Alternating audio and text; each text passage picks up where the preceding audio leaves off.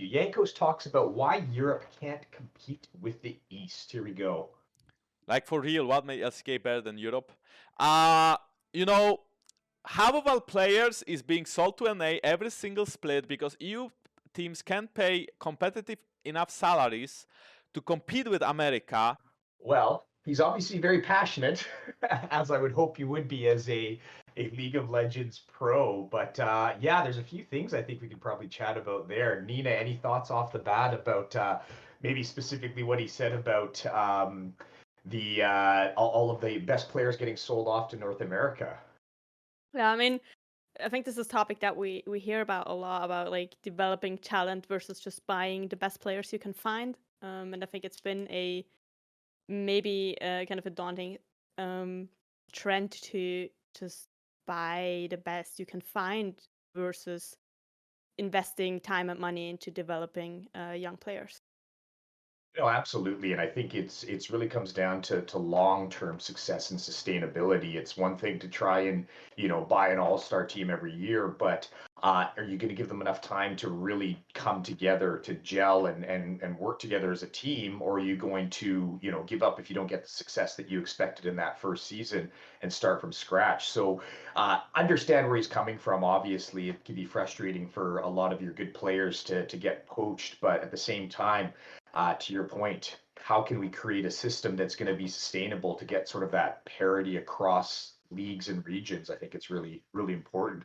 I think the next thing that he said, which I think he used one of the problems, which I see this both being as a problem as well as a good thing, is how strict, for example, some of the LCK teams are. Then we have the problem of, Korean teams always treating it like super seriously, being super strict and playing 24/7 and having a good coaching staff and having like really insane background and playing BO3s for 2 seasons straight when we are struggling with BO1s. We have about 18 games in a split. They can play up to fucking 60, 70 games of like. Um, and he says, and I'm sure he punched a bunch of things in there, but said they have, good coaching staffs, et cetera, et cetera. I don't take that obviously as a problem. I don't think he takes it as a problem. Um, but I would also say, if this is your professional job, you should be taking it very seriously. But the question comes, where is the balance there? So when he talks about how many matches some of the other regions might be playing, that could be a competitive advantage. But how much grinding goes into that? How many hours beyond just the competitive matches are being played, and can you balance that out with just overall personal, physical, and mental wellness? Yeah, I mean it's a huge difference if you play 60 to 70 official games versus like barely 20 in a split, obviously, to what he's mentioned. But again, in our work we talk so much about how important it like periodization and taking breaks. And I think to me the question is just like how are they gonna play 60 games in the same duration as LEC plays 20 and then still, I mean, there's a whole tail to that, right? Practice, scrims, like when are you gonna go to bed? Even if like how do they do competition days? Do we have 6 best of threes end to end, or are they gonna have more competition days? Like, and all of that needs to go into how do you plan your week so you can balance the game time with also kind of recharging and relaxing and do some other things as well. There's many reasons why I would say there's not a single reason. You come here as a fan. You guys like come here and you guys are like, oh, why is Europe worse? Yeah, I can give you fucking plenty of reasons. There's not a single reason.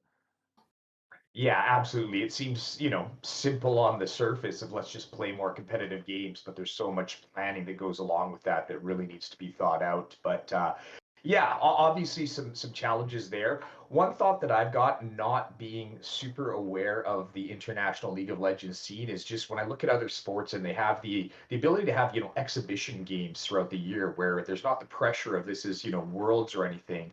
Um, have some different regions scrimmage against one another in whether it's charity events, whatever it might be. I know it may not have that level of competition that you're really looking at to get better, but yeah, I just wonder if there's other opportunities to create some more fun competitions throughout the year that sort of keep the juices flowing without creating the stress of like this is this is do or die at the international level. So yeah, Yeah, I mean, they do have like in MSI, the mid-season invitational in right. spring.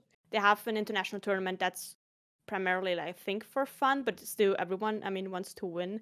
I think that's positive to what you've just mentioned, but also it makes the off season, like the break, so much shorter for all the Right. teams that compete there.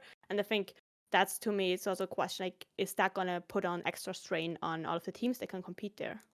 The moment I think an LEC or an NA team manages to get to finals and potentially win it, I'm sure everything will shift as far as where the debate goes. But for now, I don't see the you know, East versus West or Europe versus NA or NA versus Asia debate going away anytime soon. Yeah, and I loved how at the beginning you said, Jankos seems passionate about it, and I totally agree. I would even say maybe he's a little tilted in this situation. Like, Hmm.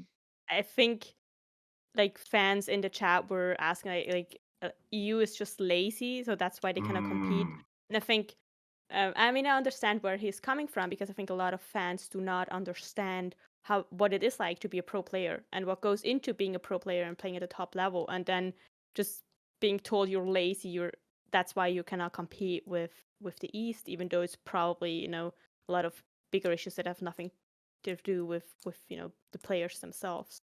Um, yeah. so yeah. Yeah, good call out. There's so much that these pros really have on their shoulders, and I think Mm. we on the outside only get to see a fraction of that. So it's easy to make comments like, just play more. Yeah. Easier said than done.